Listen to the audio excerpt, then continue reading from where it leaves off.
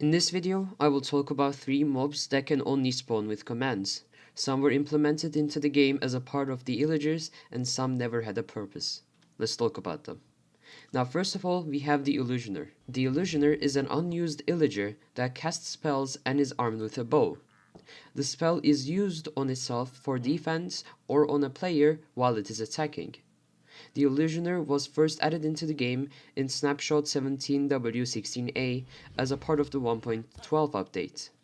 Now, of course, it wasn't able to spawn, only with commands, and it was supposed to be part of raids, and of course would spawn in mansions. Now, unfortunately, that is not the case at the moment, because it was removed shortly after. Illusioners have no spawning in the creative inventory. It can be spawned only using the /summon illusioner command. Unlike other illagers, illusioners do not spawn in woodland mansions, raids, or pillager outposts. Similar to the unused giant mob, they don't naturally spawn in any biome. When killed by a player, any naturally spawned equipment, including their unenchanted bow, has an 8.5% chance of dropping and drops with a random durability. Of course, this chance increases with the looting enchantment you use.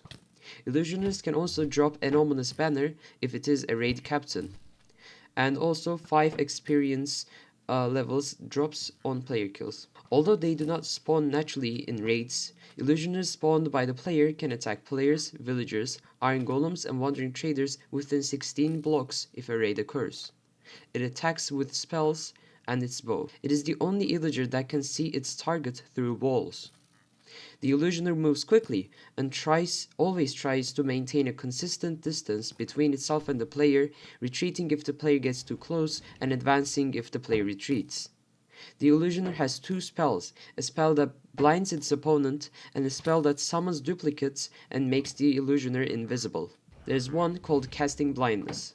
The illusioner casts blindness spell if only the regional difficulty is greater than 2. This means it has to be higher than easy. Upon first engaging a new opponent, an illusioner casts a blindness effect that lasts for 20 seconds. It signals its attack by raising its arms, making a low-pitched sound and producing a black mist, similar to the evoker's attack.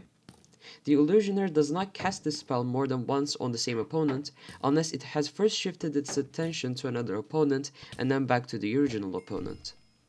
This spell resets the illusioner's spell countdown to 1 second and resets the cooldown for the blinding spell to 9 seconds. Now, the second spell, which is Summoning Duplicates. As long as an illusioner is engaged in combat, it casts an invisibility effect on itself for 60 seconds and refreshes the effect whenever invisibility's time runs out. It signals this spell by raising its arms, making a strange high-pitched sound and producing a blue mist. When an illusioner becomes invisible through this or another method, it creates 4 false duplicates of itself. Those hover and waver at short distances from the actual invisible illusioner, though they do not space themselves out until the first time the illusioner is attacked. They face in exactly the same direction as the illusioner and move somewhat in step with the original, appearing to no-clip through blocks like a Vex does, despite using the shooting animation whenever the original uses its bow. Only the real illusioner can shoot and be damaged. If the clones were not triggered and still bunched together, they move to new positions. The illusioner can also do this once in a while to refresh the clones' positions. When the real illusioner is damaged, its duplicates all snap back to where the real illusioner is, then quickly snap back out to new positions, making a teleporting sound, signaling the hit.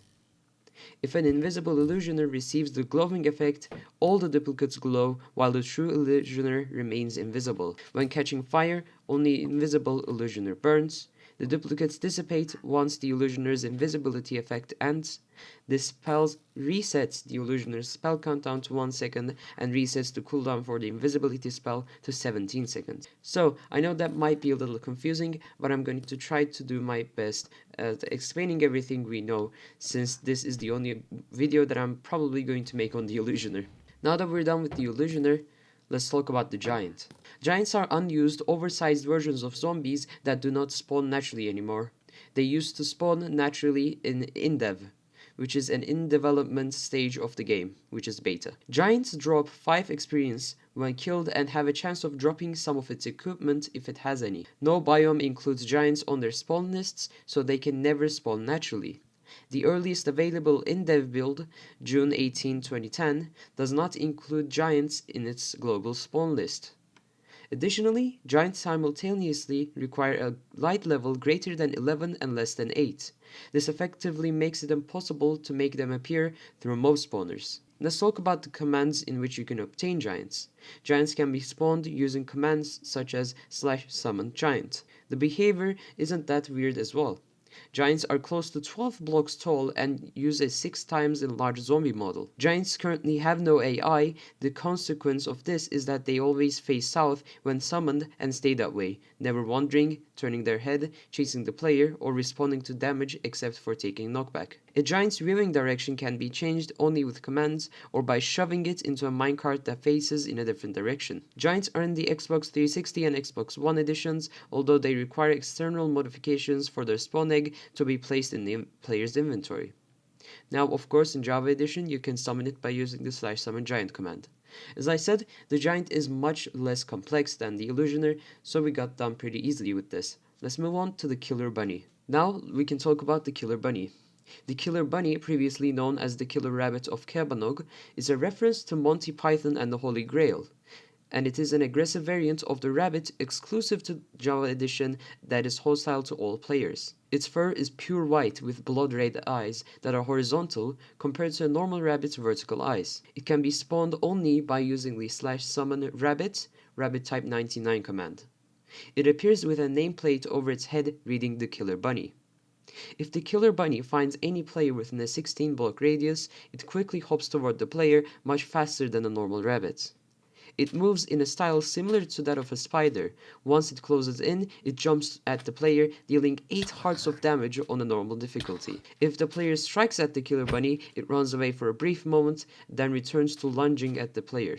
Killer bunnies are immune to the Thorns enchantment. If it cannot find a player, the killer bunny actively seeks out and attacks any foxes or wolves as well, including tamed ones. These wolves, in return, attack the killer bunny, leading to a vicious fight. On peaceful difficulty, the killer bunny does not despawn, despite its hostile nature. It still attacks wolves and tamed foxes, but not the player. This was pretty much all about the unused mobs, or the mobs you can only spawn with commands in Minecraft. Hope you guys enjoyed the video. If you did and you want to show your support, be sure to leave a like. And subscribing is also free, and you can always change your mind, so I'd really appreciate if you guys subscribed as well. Comment down below which mob is your favorite.